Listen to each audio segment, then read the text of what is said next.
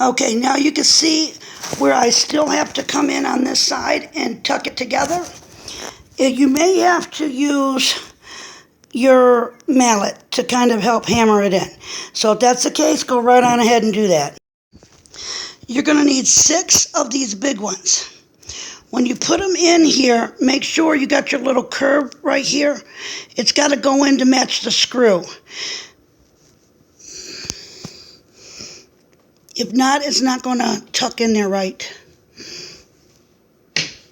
Like that. Take a flathead and lock it into place. You just briefly turn it to the right until you don't got to go hard. Okay?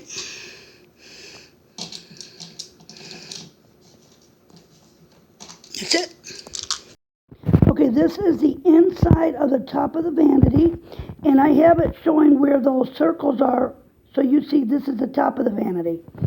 You're going to need 4 dowels and 6 of these. Okay, you see where the dowels are? And there's the top. I don't got anybody to hold the camera, so I'm going to do it and show you in a minute. Okay, we need 6 of these big ones again. 3 for this side and 3 for the other side. And you're going to pop them in there, use your flathead, screw it to the right, and lock it in. Okay, this is your bottom piece of your Alex 5 drawer. This piece faces the floor. And you'll know it because right here on each corner, you'll see it's going at an angle. This is where your feet are going to go, if you want to use them or not. But this is the way it has to go. And mine's got a sticker on it. There's your 4 dowels in place. And if you notice, in the middle and to the right, there's other holes. That's where we're going to line everything up at. You're going to take your little thing. It's the only one in the kit. You're going to take all 6 of these big screws, whatever you call them. They're the biggest in the kit, except for the plastic ones, but they're the biggest metal ones. And see, I got them lined up there. And you see how at the angle right here, that's where the feet goes, where this hole is. Take your little component, put it in like that, and put your one set of fingers here as you twist this around to get it in so it goes in evenly. Now take your little, you only got 4 of these, pop them right there in them spots I told you, they pop straight in. Voila. Okay, your pieces should look like that for your small drawer. And the only reason I put the panel onto the right side, because the paper didn't cut through from the manufacturer, and I don't want to mix you up. So make sure your lines come and follow each other back up to the top. And make sure these curved pieces, they're going to go in, see the little curve there? So make sure they're at the front of the drawers. Now it should look like this. Those funny looking screws and the dowels are all the way at the bottom, and this is going to line up like this, which I can't do it on camera because I don't have anybody to do it, and it's sitting on the back. Okay, the plastic screws, we need 1 on each side, so there's going to be 2 placements here, and down at the bottom we got the lock on each side. Okay, we're going to assemble the 3 large drawers, and what you're going to need, see if I can get this to zoom in better, is you're going to need 4 of these, and they're going to go in the drawer, the front base of the drawer. You're going to need 4 of these small ones to lock them in at the end, and you're going to need 4 plastic ones. Make sure your lines here line up all the way around before you lock it up, before you start installing it. Also, the little round curves go to the front of the panel, which this is the inside of the front of the big panel.